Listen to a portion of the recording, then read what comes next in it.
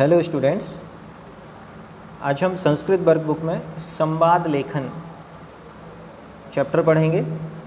संवाद लेखन एक ऐसी कला का नाम है जिसमें जब दो या दो से अधिक व्यक्ति आपस में बात करते हैं तब उसे संवाद लेखन के रूप में हम देख सकते हैं।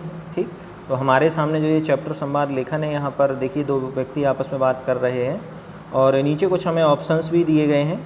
इन ऑप्शंस में हमें चूज़ करके बताना है कि हम यहाँ पर क्या भर सकते हैं।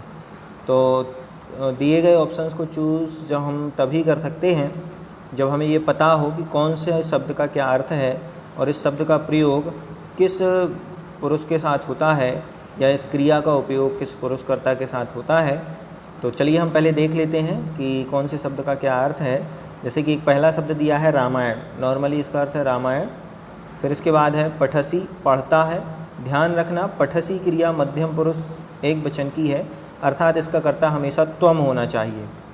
अस्मिन शब्द यहाँ पर लिखा हुआ है। ठीक, तो अस्मिन शब्द का प्रयोग ये सप्तमी विभक्ति में होता है। श्री रामस्य मतलब श्री राम का, और पुस्तकस्त अर्थात पुस्तक का, ये भी षष्ठी विभक्ति में है। तो चलिए हम इनके यूज़ देखते हैं कि कहाँ किसका यूज़ करना है। पहला शब्द हमें दिया हुआ है संवाद में, ऊपर देखेंगे फर्स्ट नंबर की लाइन, हे रमे, ये संबोधनवाचक शब्द है। त्वम किम, कि तुम क्या। ठीक, अब देखिए त्वम करता आया है तो इसका मतलब है यहाँ हमें भरना है त्वम किम पठसी, तुम क्या पढ़ती हो। ठीक, कर्ता त्वम होने से क्रिया क्या आ गई, पठसी। त्वम किम पठसी तो है अहम पुस्तकामी पठामी। उत्तर क्या दिया रमा में, मैं पुस्तक पढ़ती हूँ। फिर लता ने पूछा अश्य पुस्तकस्य नाम किम, इस पुस्तक का क्या नाम है। अश्य पुस्तकस्य नाम किम, इस पुस्तक का क्या नाम है। तो रमा ने कहा अस्य पुस्तकस्य नाम रामायणम अस्ति, इस पुस्तक का नाम रामायण है। फिर लता पूछती है अस्मिन् पुस्तके कस्य कथा अस्ति, अस्मिन् पुस्तके कस्य कथा अस्ति। तो फिर रमा ने उत्तर दिया कि अस्मिन् पुस्तके श्री रामस्य कथा अस्ति, कि श्री राम की कथा है, इस पुस्तक में श्री राम की कथा है। इस प्रकार से हमने यहाँ जाना कि शब्दों के अर्थ जान करके उनको उनके सही कर्ता और सही क्रिया के साथ यहाँ हमें रखना है। इस प्रकार से ये पहला संवाद लेखन हमारा यहाँ पूर्ण हुआ। चलते हैं द्वितीय संवाद लेखन की तरफ, जिसमें सबसे पहले हम शब्द देख लेते हैं। शब्द हमें दिया है पिबसी, मतलब पीता है, और ये जब भी क्रिया आएगी हमेशा त्वम के साथ आएगी। किम मतलब क्या, पिबामी मतलब पीता हूँ, ये हमेशा अहम के साथ क्रिया आएगी। दुग्धम मतलब दूध को, ये कर्म है। ठीक, और आम मतलब होता है हाँ। तो देखिए अब संवाद में इन शब्दों का प्रयोग कहाँ होना है और किस तरह से हम इनको जानेंगे। स्टार्ट करते हैं। सबसे पहले पहली लाइन में सुधा, अनुज त्वम किम खादशी। अनुज ने क्या पूछा, त्वम किम खादशी, तुम क्या खाते हो। अनुज ने कहा अहम पिबामी, मैं पीता हूँ। खादामी ना, खाता नहीं हूँ। तो फिर सुधा ने कहा त्वम किम पिबसी, तुम क्या पीते हो। त्वम किम पिबसी, तुम क्या पीते हो। अनुज ने उत्तर दिया दुग्धम, दूध पीता हूँ। तो फिर से सुधा ने पूछा किम त्वम, ठीक, सुधा ने क्या पूछा, किम त्वम दुग्धम पिबसी, क्या तुम दूध पीते हो। अनुज ने कहा हाँ, मतलब आम, आम मतलब होता है हाँ, हाँ मैं दूध पीता हूँ। इस प्रकार से सेकंड नंबर का संवाद हमारा यहाँ पूर्ण हुआ है। चलते हैं थर्ड नंबर की संवाद की तरफ। ये थर्ड नंबर के संवाद में यहाँ पर कुछ दिए, इसका जो आगे का भाग है वो हमें सेकंड नंबर के इस पर मिलेगा। देख लेते हैं सबसे पहले अर्थ कि किसका क्या अर्थ है। कंदु क्रीड़ा, कंदु क्रीड़ा कहलाती है गेंद खेलने की क्रिया। ठीक, और शोभनम मतलब बहुत सुंदर। कंदुकेन गेंद से या गेंद के द्वारा। प्रिय क्रीड़ा बहुत अच्छी, बहुत अच्छा खेल। खेलसी खेलते हैं। खेलसी क्रिया हमेशा त्वम कर्ता के साथ आती है, ये हमें ध्यान रखना है। तो चलिए चलते हैं इसके फिल इन द ब्लैंक्स की तरफ। पहला शब्द हमें दिया हुआ है अनमोल त्वम किम खेलसी, यहाँ क्या आ जाएगा, त्वम कर्ता के साथ आना है, त्वम किम खेलसी, तुम क्या खेलते हो। तो उसने उत्तर दिया अहम कंदुकेन सह, किसके साथ खेलता हूँ, कंदुकेन, कंदुकेन मतलब होती है गेंद के साथ खेलता हूँ।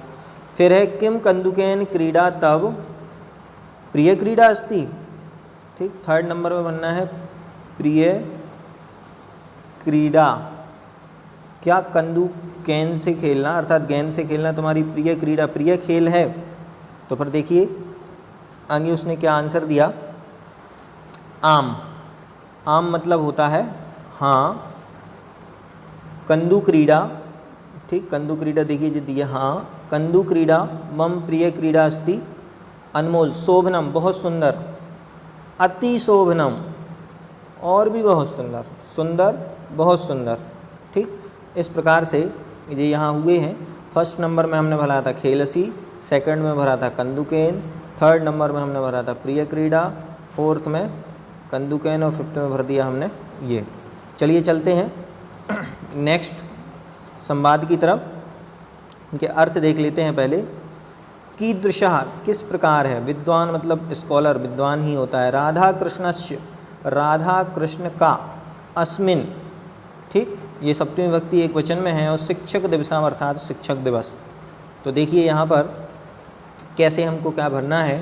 फर्स्ट नंबर की लाइन है नेहा अद्य कः दिवसः अस्ति, आज कौन सा दिवस है। तो मेघा ने कहा अद्य शिक्षक दिवसः अस्ति, आज शिक्षक दिवस है। तो फिर नेहा ने कहा कि अस्मिन् दिवसे कस्य जन्म दिवसः भवति, अस्मिन् दिवसे इस दिन में कस्य किसका जन्म दिवस होता है। तो देखिए मेघा ने क्या आंसर दिया, अस्मिन् दिवसे राधा कृष्णस्य जन्म दिवसः भवति, इस दिन राधा कृष्ण का जन्म दिवस होता है। तो नेहा ने कहा कीदृशः, सः कीदृशः शिक्षकः आसीत्, वह कैसे शिक्षक हैं। सः कीदृशः शिक्षकः आसीत्, वह कैसे शिक्षक हैं या किस प्रकार के शिक्षक हैं। तो मेघा ने कहा किम सः अति विद्वानः आसीत्, किम सः अति विद्वानः आसीत्, कि वो क्या है, क्या वो बहुत विद्वान है। तो नेहा ने कहा आम, हाँ वो बहुत बड़े विद्वान हैं, ठीक। इस प्रकार से फोर्थ नंबर का संवाद भी हमारा पूर्ण हुआ। चलिए चलते हैं फिफ्थ नंबर के संवाद की तरफ। अर्थ खादामी हमेशा अहम कर्ता के साथ आता है, त्वम हमेशा जो त्वम करता है उसमें हमेशा से गच्छसी खादसी क्रिया का प्रयोग होगा, यहाँ भी त्वम दिया है। अस्मि शब्द है, ये अहम के साथ यूज होगा हमेशा, और गच्छामी ये भी अहम के साथ यूज होगा। तो देखिए अब हम देखते हैं। दीपना ने कहा त्वम किमसि, तुम कौन हो। तो रचित ने कहा अहम बालकः अस्मि, मैं बालक हूँ। तो फिर दीपना ने कहा, अब देखिए गच्छसी क्रिया है, इसका मतलब त्वम का प्रयोग होना है। त्वम कुत्र गच्छसी, तुम कहाँ जाते हो। तो रचित ने कहा अहम बहि गच्छामि, मैं बाहर जाता हूँ। तो दीपना ने देखिए क्या उत्तर दिया कि त्वम किम खादसी, फिर से प्रश्न पूछ लिया कि तुम क्या खाते हो। तो फिर रचित ने उत्तर दिया अहम फलानी खादामी, मैं फल खाता हूँ। इस प्रकार से इन शब्दों का प्रयोग भी हमने संवाद के अनुसार किया है। चलिए चलते हैं अंतिम संवाद की तरफ, और इस अंतिम संवाद में हमें जो शब्द दिए गए हैं देखिए, किमर्थम किस लिए, उचितम उचित, अहम मतलब मैं, पिबसी मतलब पीता हूँ, हमेशा तुम के साथ प्रयोग होगा, और तुम ये करता है, तुम मतलब होता है तुम, ठीक। देखते हैं लिखा हुआ है पिता ने कहा। अब देखिए पिबसी करता आ गया है, इसका मतलब इसकी जगह क्या यूज होना है, तुम किम पिबसी, तुम क्या पीते हो। तो पुत्र ने कहा कैंपा कोलाम, कैंपा कोला मतलब कोका कोला। तो पिता ने कहा तुम सदैव कैंपा कोला में पिबसी, क्या तुम हमेशा ही कैंपा कोला ही पीते हो। पुत्रः किमपि न वदति, कुछ भी नहीं बोलता है। तो फिर पिता ने पूछा किम कदाचित दुग्धम अपि पिबसी, क्या कभी दूध भी पीते हो, ठीक। किम कदाचित दुग्धम अपि पिबसी, देखिए उससे प्रश्न पूछ रहा है इसलिए क्या आएगा पिबसी, ठीक। तो पुत्र ने कहा ना। तो पिता ने फिर से पूछा किमर्थम ना, किस लिए नहीं, यदि दूध नहीं पीते हो तो किस लिए नहीं पीते हो? तो पुत्र ने देखिए उत्तर दिया है, अहम दुग्धम न इच्छामि, अहम दुग्धम न इच्छामि, तो मुझे दूध की इच्छा नहीं होती। तो फिर पिता ने उत्तर लिखा, एतम न उचितम, यह उचित नहीं है, अर्थात यह ठीक नहीं है। इस प्रकार से ये संवाद लेखन का चैप्टर हमारा यहाँ पूर्ण होता है। धन्यवाद।